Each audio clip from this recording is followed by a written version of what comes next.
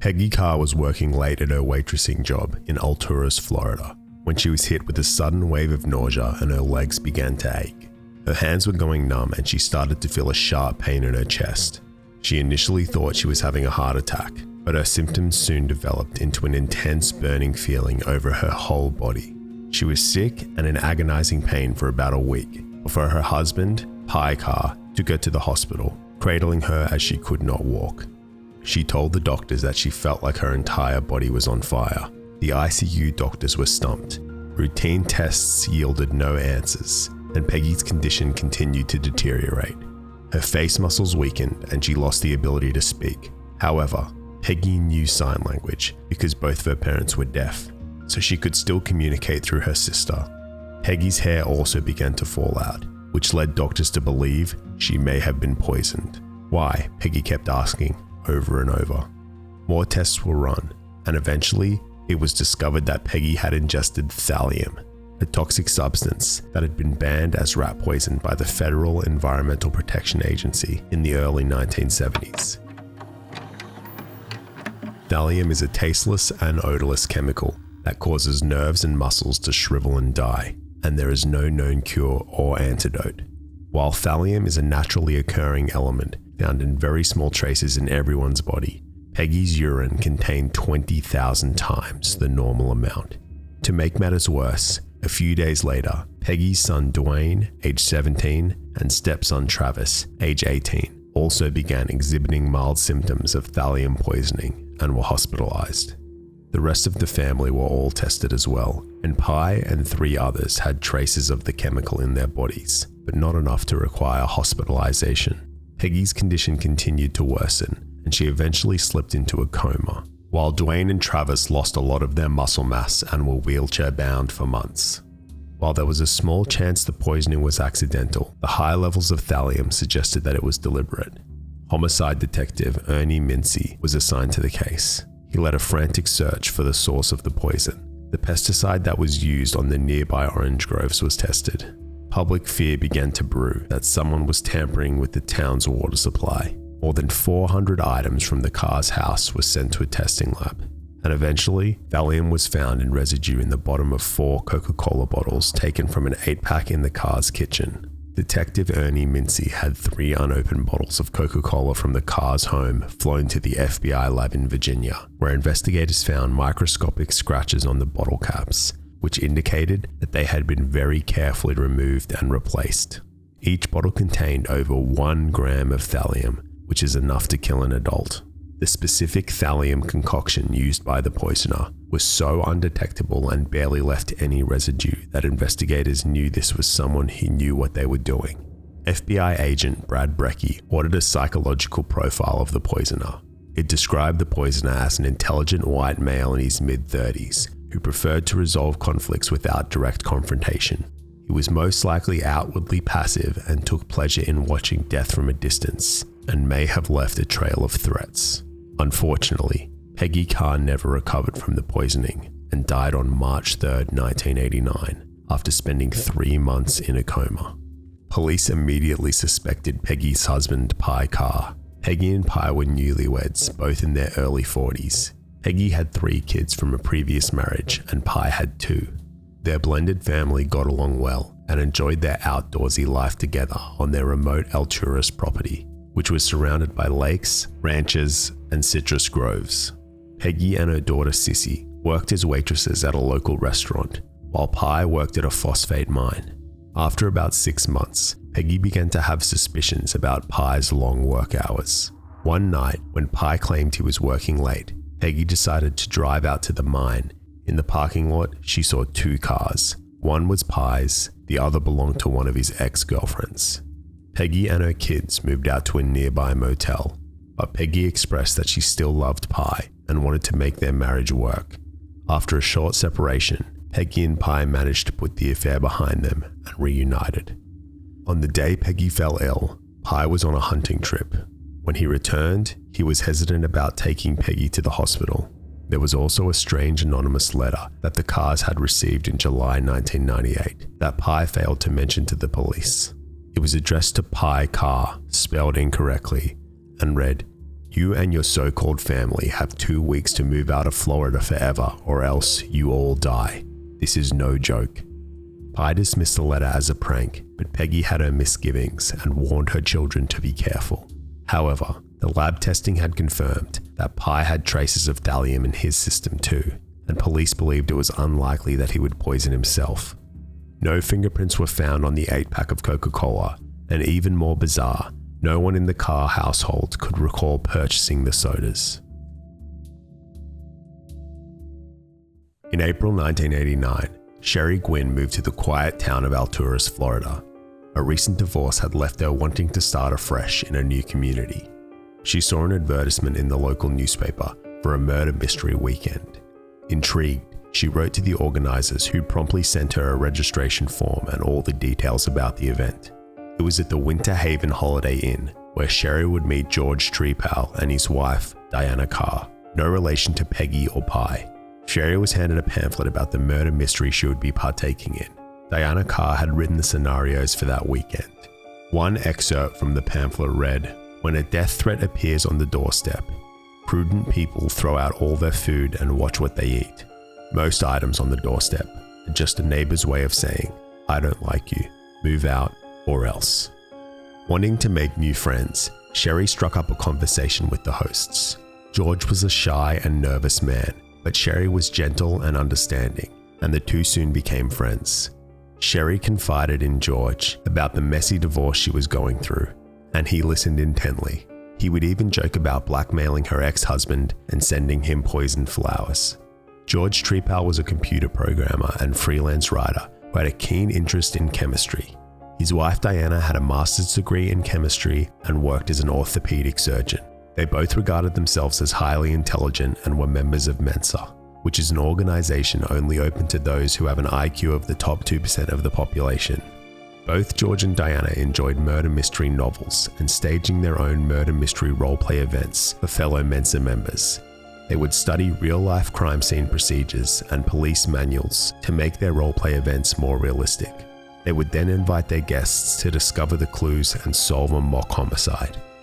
But before George started his quiet intellectual life in Alturas, he was seemingly living out the plot to the show Breaking Bad. In the mid-1970s, George was using his talents for chemistry to run one of the largest methamphetamine labs in the United States. His meth business was based in North Carolina and grew to be worth over $7 million. The DEA agent who eventually arrested George called him the smartest chemist he had ever known. George served 2 years in federal prison for his Heisenberg-esque crimes. During his time behind bars, George regularly complained about the incessant noise from fellow inmates' radios and even wrote a 3-page letter to prison officials. In November 1989, George Trepal let Sherry Guin know that he and his wife were relocating to the nearby town of Sebring. Sherry asked if she could rent their Alturas house just until her divorce was finalized. George agreed. About a month later, George and Diana moved out of the house but left all of their belongings behind. Sherry moved in with just her sleeping bag and a team of crime scene investigators because Sherry Guin did not exist. About a year after Peggy Carr's poisoning, Special Agent Susan Gorek led a team of crime scene investigators into George Trepal's home in Alturas, Florida. Susan Gorek had been undercover for the last 8 months as Sherry Guin to befriend the main suspect in Peggy Carr's murder case. George Trepal and his wife were the only next-door neighbors of Peggy and her family. George became a suspect during routine interviews with the community when he had offered up a disturbing theory about why the Carrs had been poisoned. Somebody wanted them to move out, he had told Detective Ernie Mincy. That was the reason they were poisoned. But it wasn't just his words that made the police suspicious. George was visibly nervous during the interview, with his hands shaking and his answers contradictory. He showed no sympathy for his ailing neighbors, and instead openly expressed his contempt for them. He complained about noise from their radios and property damage from the teenage boys. In March 1988, George complained to the zoning board about Pye Carr constructing an apartment on his property. Pye was cited for a zoning violation and was forced to abandon the project. In July, the Carrs received the threatening note that bore a striking resemblance to George's statements to the police. In October, just days before Peggy fell ill, Diana confronted the Carr children for playing music too loudly, which escalated into an intense screaming match between Diana and Peggy. It became clear that the Trepals had a long-standing feud with the Carr family. They often complained about the Carrs' dogs chasing their cats, loud radios the children played, and the all-terrain vehicles they rode. Susan Gorek led the investigators through the cluttered house, searching for any trace of thallium. George had once shown Sherry Guin a small secret room in the house. Investigators swiped cotton balls dipped in nitric acid across the floors, walls, and insides of cabinets. They failed to find any obvious signs of the poison anywhere, but did collect several glass bottles out of the garage workshop. The cotton balls and bottles were all sent to the FBI's lab in Virginia for testing. After the Christmas holidays, a breakthrough arrived. Traces of thallium nitrate were detected in the bottles from George Trepal's garage, and it was very similar to the type found in the Coca-Cola. Finally, there was some physical evidence that could tie George Trepal to Peggy Carr's murder. In April 1990, police descended upon George and Diana's new home in Sebring. Susan Gorek sat in the car outside the home and phoned George, posing as Sherry Guin. She kept him on the line to distract him as FBI agents moved in. George said, "Sherry, by coincidence, the police are here," and hung up the phone. Detective Ernie Mensa and Agent Brad Brecky presented their search warrant and entered the house. Diana Carr protested and had to be restrained, but George Trepal was found standing at the top of the stairs wearing nothing but bikini briefs. He was told to get dressed and was then arrested for the murder of Peggy Carr. Susan Gorek waited until George and Diana were both off the property before she and the investigation team moved in.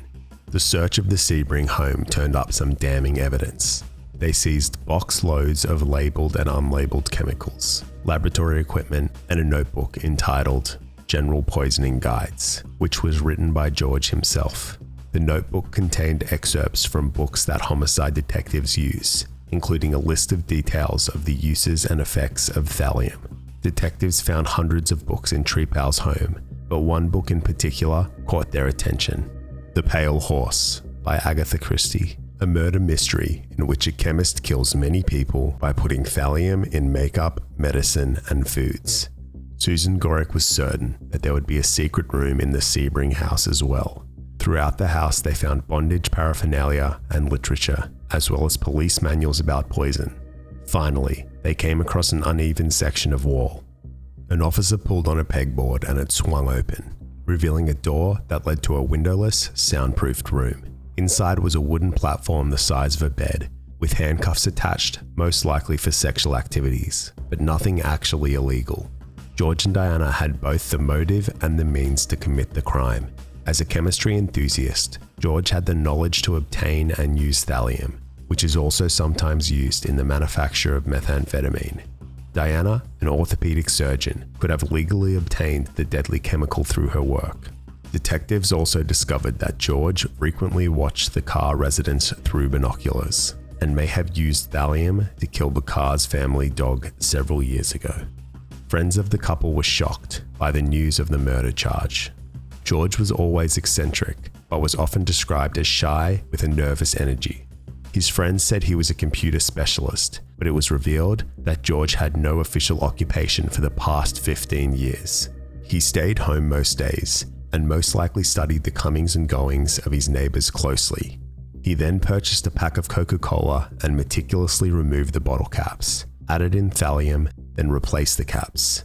At some point, he snuck into the Carr's house and left the drinks in their kitchen.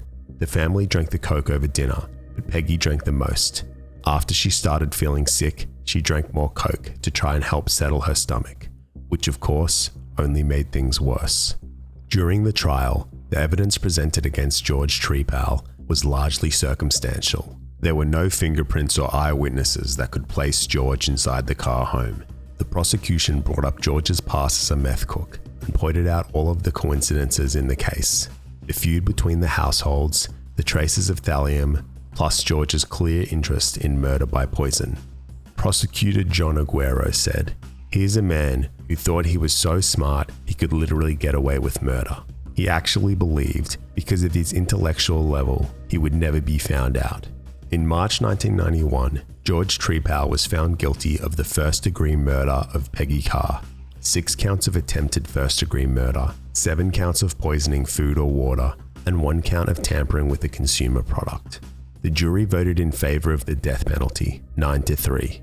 Diana was cleared of any involvement in the case and continued her career as an orthopedic surgeon after divorcing George. George has maintained his innocence for over 30 years. He has filed several appeals over the years, arguing that the circumstantial evidence was not sufficient and that the death penalty is improper. In 1997, a scathing report revealed problems in the FBI's crime lab and cited its handling of evidence in the George Trepal case as an example of its subpar work. This set off another series of appeals, but independent testing of the evidence produced identical results to the FBI's. The court has rejected all his other appeals and has affirmed that the evidence supported the verdict of premeditated murder. George Trepal is currently still on death row in the Union Correctional Institution in Ryford, Florida. Early access to videos, discussions, polls, and behind-the-scenes blog posts are all on our Patreon. See you in the next video.